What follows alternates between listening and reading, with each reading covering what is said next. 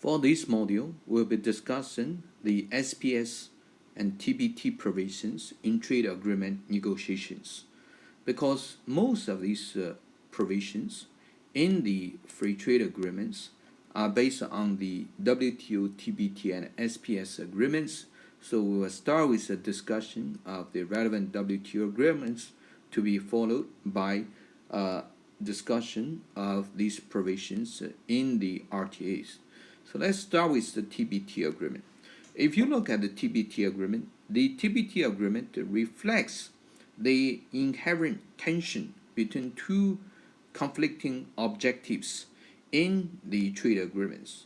One objective is for the need to maintain free flow of international trade, that is, without creating unnecessary obstacles to international trade. So for these purposes, we want to make sure that the members do not use all these regulations as an excuse to restrict international trade. On the other hand, we also recognize that sometimes the members might have legitimate reasons to adopt technical measures. So a way to reconcile these two conflicting objectives is by encouraging the members to adopt international standards. And as you can see, all of these three goals are reflected in various provisions of the agreement. So first of all, in terms of the scope of the application, the TBT agreement applies to both agriculture and industrial products. And in terms of the measures, it covers technical regulations, standards, conformity assessment measures, but it does not include measures relating to trading services, because this agreement is a specialized agreement under the General Agreement on Tariffs and Trade, which covers trading goods. It also doesn't cover government procurement specifications, because that is covered by the government procurement agreement, and it also excludes the sanitary and phytosanitary measures, which is covered by the separate SPS agreement. So let's look at the coverage. The first one covered is technical regulations. What are technical regulations? According to the TBT, these are the documents which lay down product characteristics, all their related processes and production methods, including the applicable administrative provisions with which compliance is mandatory. It could include the terminology, symbols, packaging, marking, or labeling requirements as they apply to a product, process, or production method.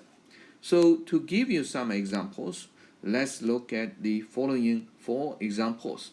The first one is this photo to the left, as you can see, which specifies the time of the year, the number of fishes or other shellfish that you might catch, and also where you might catch them. So this is a restriction on fishing, and its purpose, as you might have guessed, is to make sure that we would have sufficient fishing stock. We would not exhaust the fishing stock. So the idea is to protect sustainable fishing.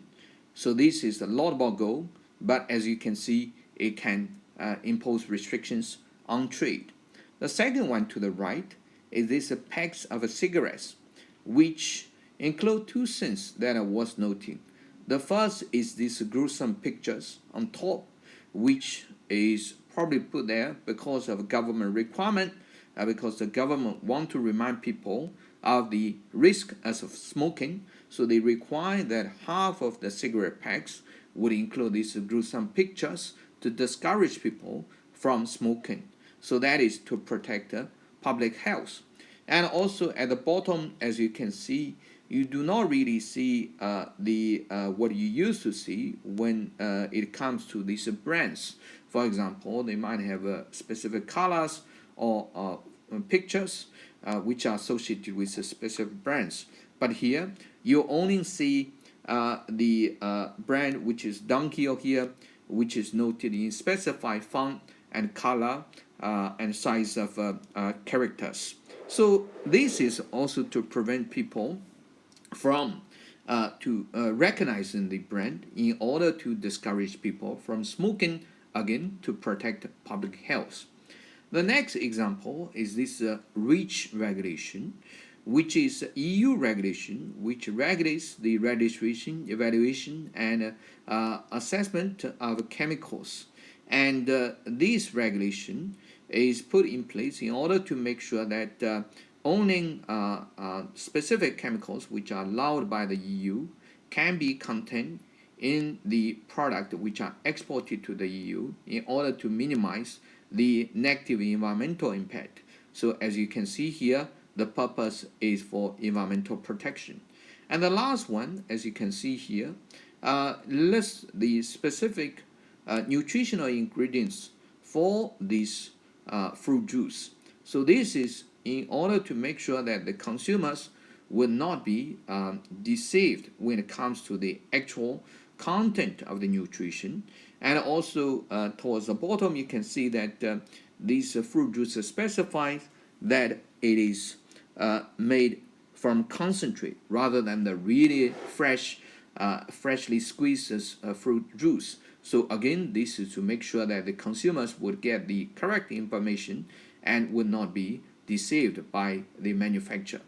So all these purposes, as you can see, are legitimate public policy, but if used inappropriately, they could cause a negative effect on international trade, and that is why we need to regulate them in the TBT agreement.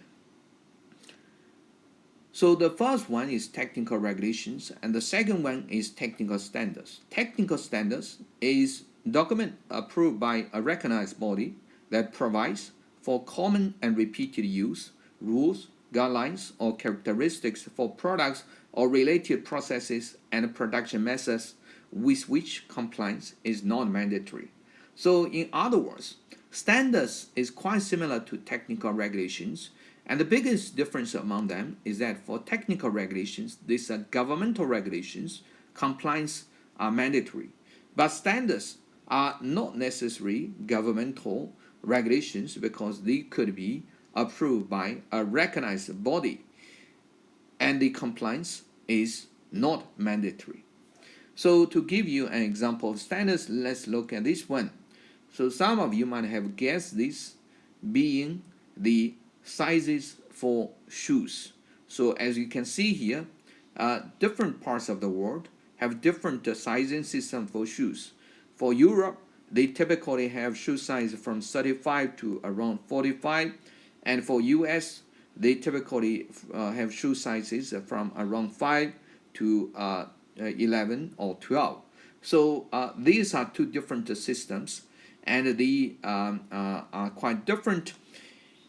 As a shoe manufacturer, you are not required to comply with these shoe sizes, but if you want to sell your shoe in a given market, you want to make sure that your shoes are labeled according to the correct number system for the market.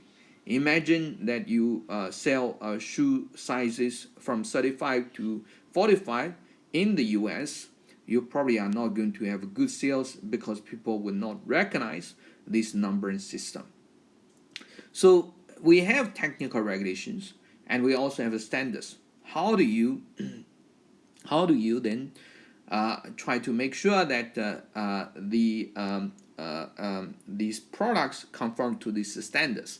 So these refers to what we call conformity assessment standards.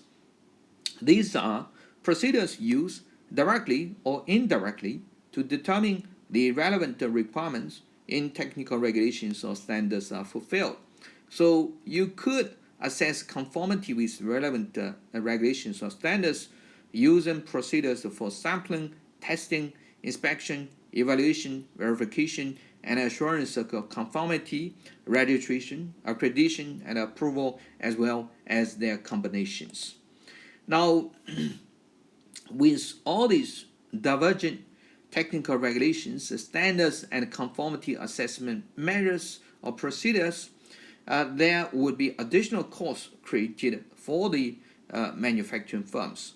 There could be surprise costs when we have new regulations. which the firms are not aware of, or if they try to seek the information, they would incur information costs.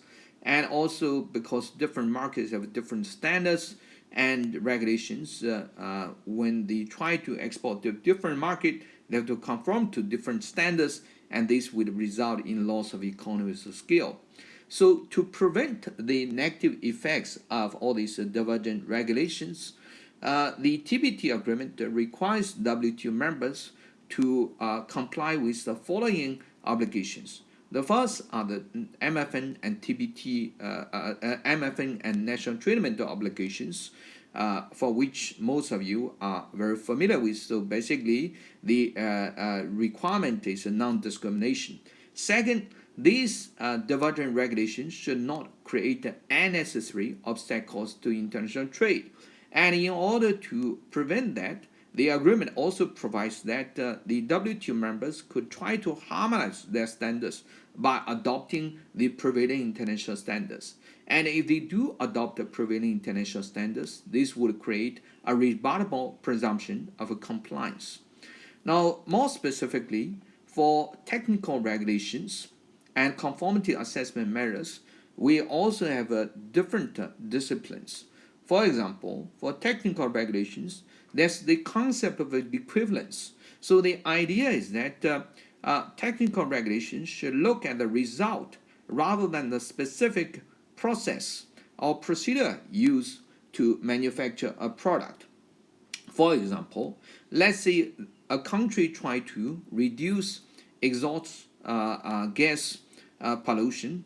So there are two ways to achieve these purposes. One is to require the cars sold in the country to install a very expensive catalytic converter that is coated with a layer of noble metal that can help to reduce the toxic content of exhaust gas.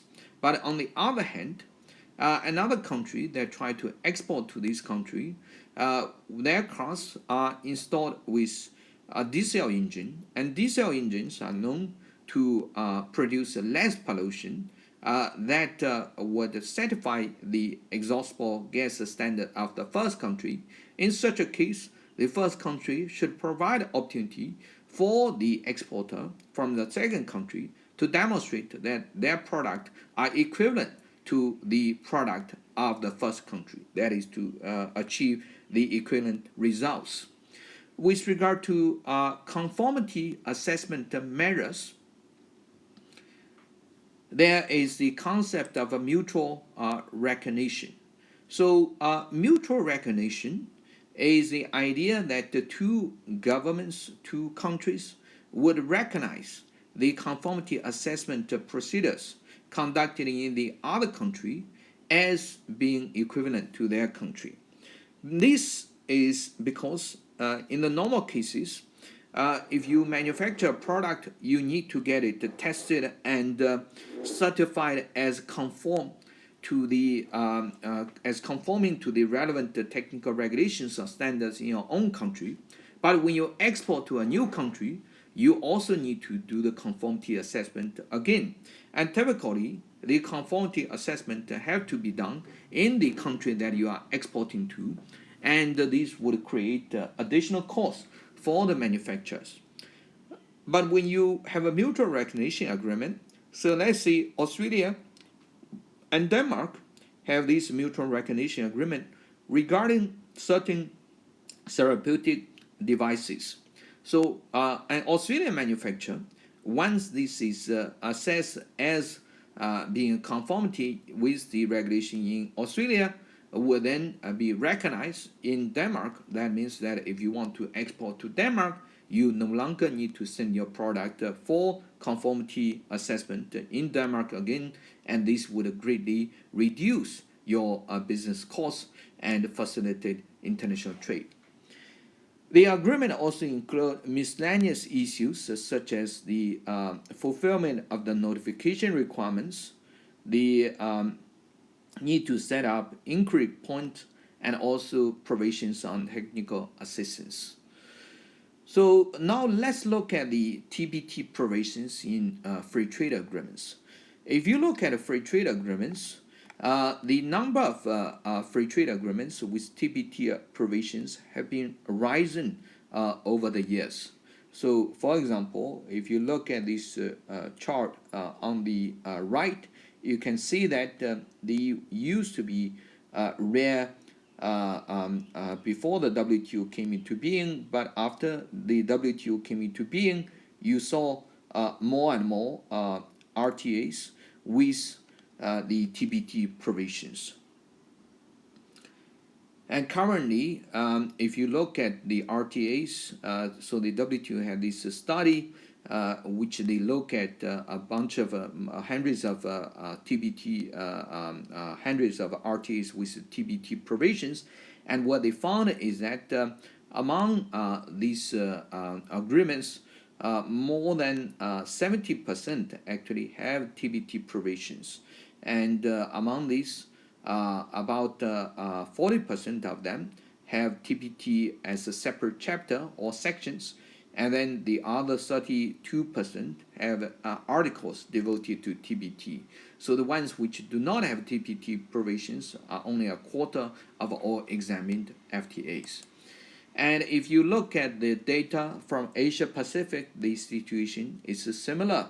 So again, there are a lot of RTAs with provisions on TBT and SPS, and they would refer to the WTO TBT agreement and include additional provision.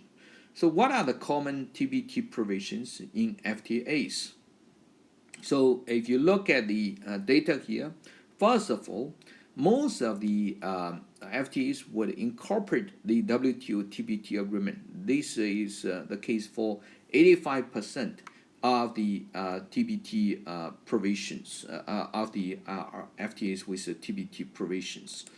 So this means that most of them simply adopt the regulatory approach of the WTO TBT agreement. But there are also many RTAs which incorporate additional substantive rules or institutional rules beyond the WTO agreement. So, for example, about 51% of these RTAs include provisions on harmonization of standards. So the harmonization of standards could either be based on the harmonization based on the prevailing international standards, which is the same as under the WTO TBT agreement, or it could be based on the standards of one party. And this is very common, for example, in the agreements concluded by the EU with its trade partner. And then about 22% of the RTAs include provisions on equivalence and mutual recognition agreements. So again, this means that for all these FTA partners, they are trying to make sure that the technical regulations are recognized as equivalent between them and their FTA partners so as to reduce the firm's business costs. There are also provisions with the sector-specific provisions, so they would have specific technical provisions covering electrical products, electronic and telecommunication products, pharmaceutical and medical products, because these sectors are products which typically have standardized products and makes it easier to harmonize the TBT provisions. And these RTAs also have so-called institutional provisions to deal with obligations such as transparency, that is to provide information on your technical regulations and standards and conformity assessment measures, and also requiring the members to enter into information exchange with each other so that the businesses would understand what are the requirements. And there are also management provisions, for example, calling for the establishment of a TBT committee and also for further cooperation by the parties on technical regulation type of issues. There are also provisions on dispute settlement, but this is not that common because half of these agreements actually exclude TBT measures from the dispute settlement mechanism, under the FTA because they are not sure that they would want to subject their TBT provisions to the dispute settlement process. So now let's move on to the SPS agreement. For the SPS agreement, as I mentioned earlier, the SPS matters is a subcategory of technical regulations. But because of the special importance of these type of technical regulations, so they are taken out of the TBT agreement to form a separate agreement. So this is reflected in the type of matters that covered by the TBT agreement, as I will illustrate below. So the TBT agreement covers any matters which are applied to protect some sort of interest from some sort of situations. And what are these interests and what are these situations? Let's look at them one by one.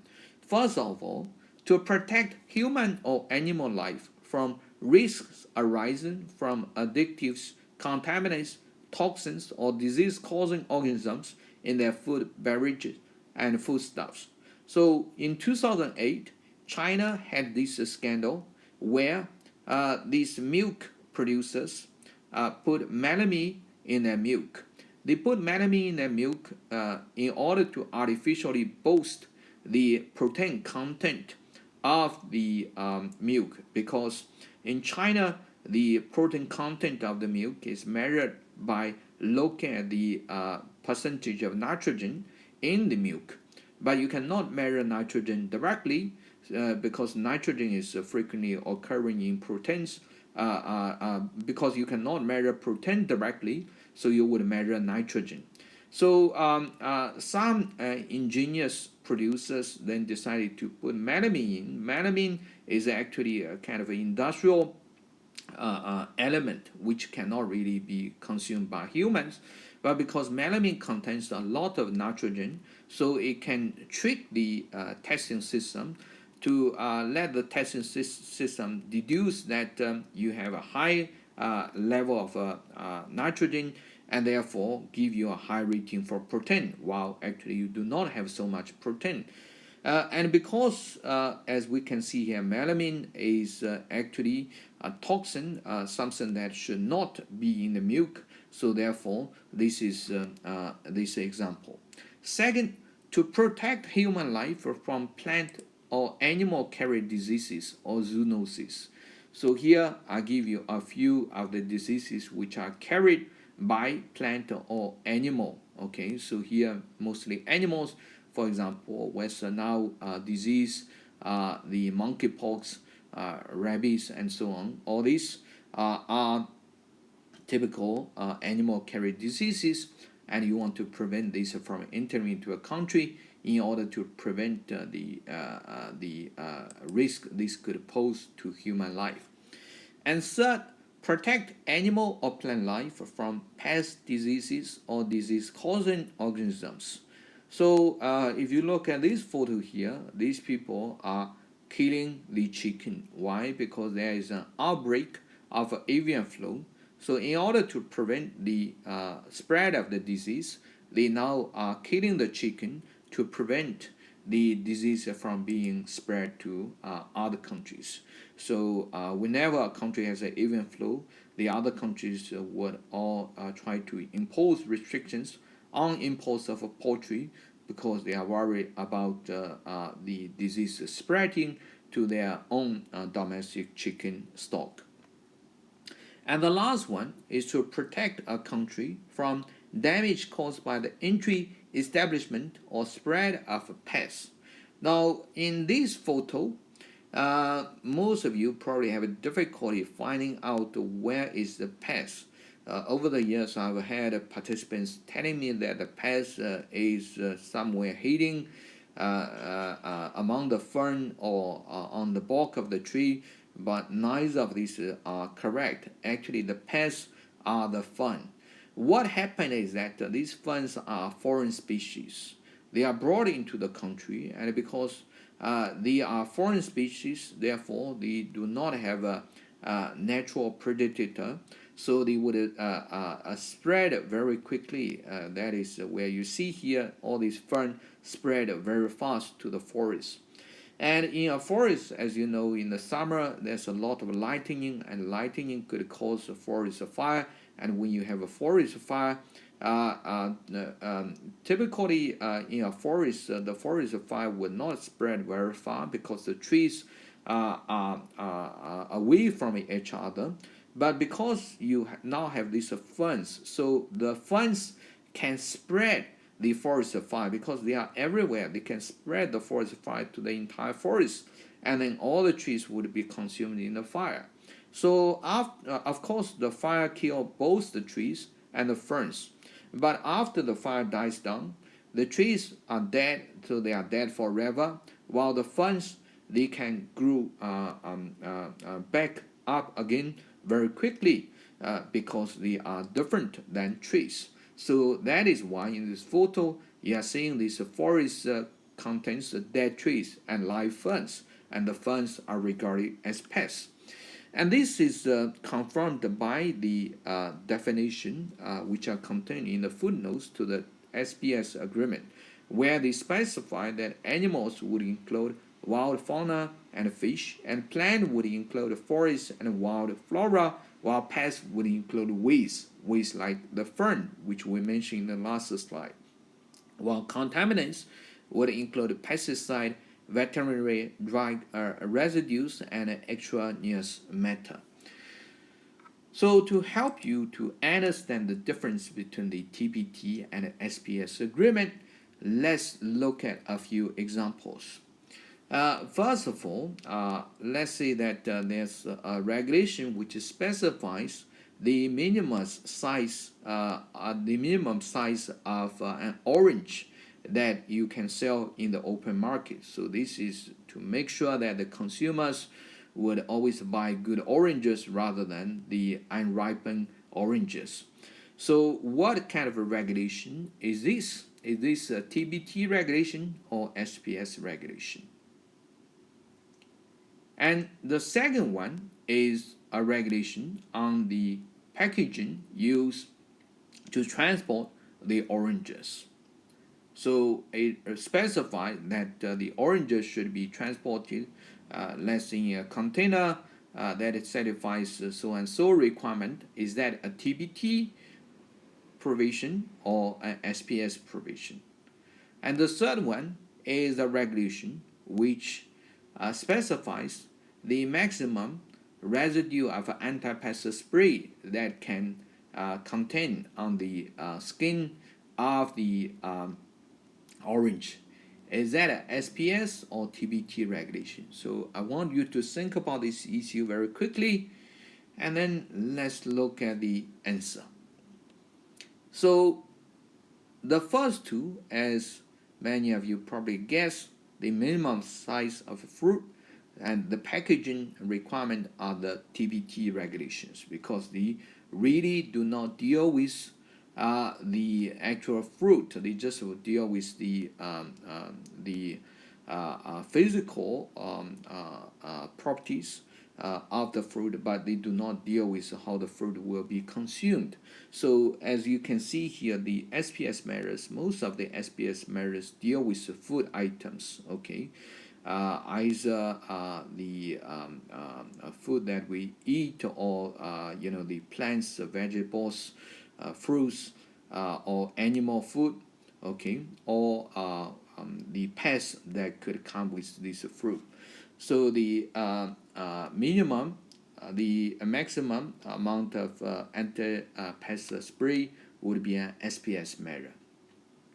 Now to help you understand this even more, let's look at another example. The second example is on the use of non-toxic materials for the manufacturing of a water bottle. Okay, is this TBT or Sps measure? And then there's also another regulation which regulates the shape of the bottle, which says that when you manufacture a bottle, the bottle can only be of a round shape rather than a square shape. Is that a TBT or Sps regulation? So again, for the shape, as many of you probably have guessed, this is a TBT regulation, while for the use of non-toxic materials in the manufacturing of the bottle, this is probably a SPS regulation, because depending on what types of materials you use, if you use a toxic material, this could seep into the water and contaminate the water. And as you can see, this would correspond to one of the situations that we discussed earlier, the toxins contained in the beverages. So what are the relationship between the TBT and the SPS agreement? So between the TBT and the SPS agreement, they are supposed to be mutually exclusive according to TBT agreement article 1.5, which means that if a matter is regulated as a SPS matter, then it would not need to be subject to the corresponding provisions under the TBT agreement. But these, of course, do not apply to such matters that include both the SPS and TBT type of regulations. So you could have a regulation on the one hand, let's say it regulates the size or the shape of the bottle. On the other hand, it also specifies that you cannot use toxic material for manufacturing the bottle. So in cases where you have such dual requirements, each requirement will be treated separately and have to satisfy the corresponding agreement. If your measure satisfy the SPS agreement, that create a presumption of consistency with the GATT 1994, and you do not have to worry further about whether your measure is consistent with the GATT. So what are the key obligations for the SPS measures? The first obligation is that whatever measure you adopt, you must have a scientific justification. So what do we mean by scientific justification? This means that the measure that you have adopted must be supported by scientific evidence. So when we talk about scientific evidence, there are basically two ways of satisfying it. First of all, if you have international standards and you adopt international standards, then this would create a rebuttable presumption that your measure fulfills the scientific justification requirement. But sometimes some countries might decide to go beyond the international standard because they think that even though international standard is there, but we want to have a higher requirement. Therefore, we would require a higher standard than the prevailing international standard. So for the part that is beyond the prevailing international standard, you need to provide your own scientific evidence by conducting your own risk assessment in order to make sure that whatever standard that you require are supported by the scientific evidence. So when we are conducting risk assessment, we need to consider the process and production method, the inspection, sampling, and testing method, and also the prevalence of a pest or disease, and also the ecological and environmental conditions, and whether or not the treatment such as quarantine and other treatment would be sufficient to eliminate the risk from such a problem. Also, there are economic factors to consider. These would include issues such as potential damage from entry, establishment, or spread of a specific pest or disease, the cost of control or eradication for the importing member, and the relative cost effectiveness of alternative approach to limiting risk. So apparently, we will not require that the WTO members to eliminate every possible risk. Instead, you need to strike a balance between spending your resources to contain the risk versus to ensure health and safety for your people and for your animal or plant or life or health. So in terms of the principles to follow, the requirement is that whatever measure you adopt should not be more restrictive than required to achieve the appropriate level of protection. Now here, note here that the appropriate level of protection is determined by the member adopting such a measure, is not determined by the WTO. Okay, so how do you make sure that your measure is not more trade restrictive than required and necessary? Here we would look at whether or not you have alternative measures that are reasonable available, that are technically or and economically feasible, and also that are significantly less trade restrictive. Now, with regard to the appropriate level of protection, we want to make sure that they are not applied on an arbitrary or unjustifiable basis. In other words, they will not result in discrimination or disguised restrictions on international trade. Instead, they were really adopted in order to make sure that we achieve whatever risk tolerance level that we want. There is also the provision on harmonization of international standards. So as I mentioned earlier, if your standard conform to international standard, this would create a presumption of a consistency with the SPS agreement. And if your measure go beyond international standards, then you have to justify the part of your standard which go beyond international standard. So which international organizations set the international standards? The agreement mentions three organizations. For food safety, you have the Codex Alimentarius Commission. For animal health, you have the Office International de Epizootis. And for plant health, you have the International Plant Protection Convention, or the IPPC. Sometimes it is possible for WTO members to adopt provisional measures when the relevant scientific evidence is insufficient. Here you can take measures on the basis of available information, but then you need to seek to obtain additional information and review the measure within a reasonable period of time rather than keep it indefinitely. The SPS agreement also includes provisions on equivalence, which is similar to the one for TBT agreement. And another unique features of the SPS agreement is on disease-free areas.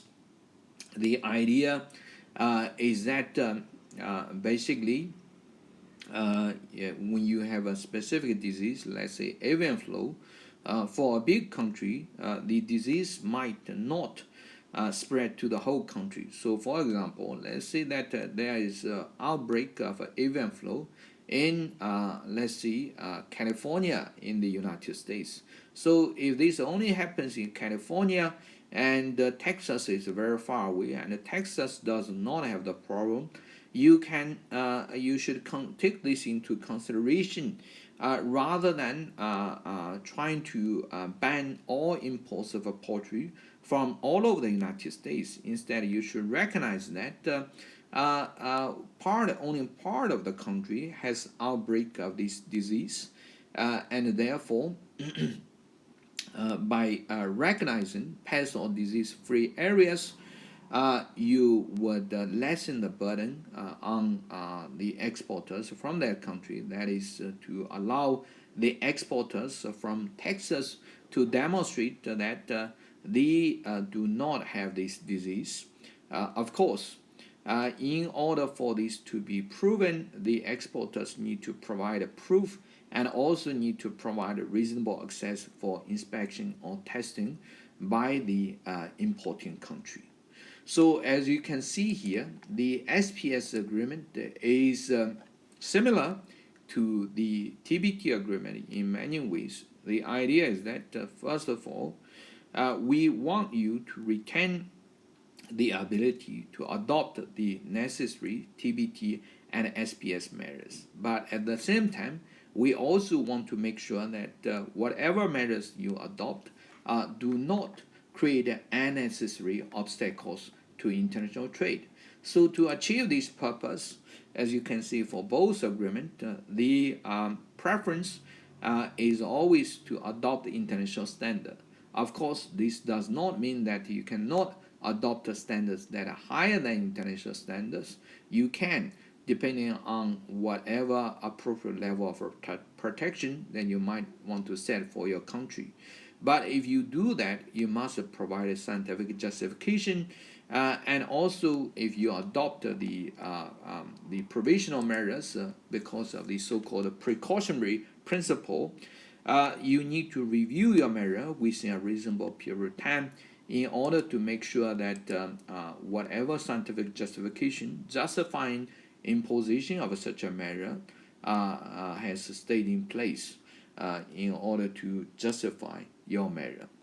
So now let's look at the rise of SPS provisions in FTAs. So again, like the TBT provisions, we also can see that among the RTs that has been concluded between WTO members, there is a trend where more and more RTAs actually include provisions on SPS because of the growing recognition that SPS is a very important part that could affect international trade. So before 1995, if you look at the situation, more than 60% of the agreement do not have SPS provisions. But after 1995, the situation has changed. Now, the majority of the agreement would have SPS provisions. More than 3/4 of the agreement now have SPS provisions. And among them, 42% actually have a dedicated chapter on SPS, and 33% do not have a dedicated chapter, but they have specific provisions which refer to the SPS measures. And this is also the case for the FTAs in the Asia Pacific region, where you can see from this study by ESCAP, there is also a rise of RTAs with SPS provisions, which reference the WTO agreement and also include various aspects of SPS provisions. So what are the SPS provisions in the FTAs? So as you can see here, out of all these 253 FTAs which are examined, more than 170 contains some SPS provisions, with 91 as separate chapter and 85 as articles. And in terms of the substantive provisions, many of these FTAs include provisions, for example, on harmonization of SPS standards, and also the provisions which deal with the equivalence and mutual recognition of SPS provisions. And then provisions also deal with issues such as a risk assessment, which is contained in 24% of the RTs, and also provisions on regional conditions, which is contained in 31%. There are also provisions on control, inspection, and approval procedures for SPS-related provisions, again, another 27% of the FTA provisions. These RTs also include provisions on the institutional aspects. So this would include first the transparency provisions, which is the most popular, containing 40% of these RTAs. Why? Again, because a big issue facing many countries has been that SPS provisions are not transparent. The exporters have no way of finding out what are the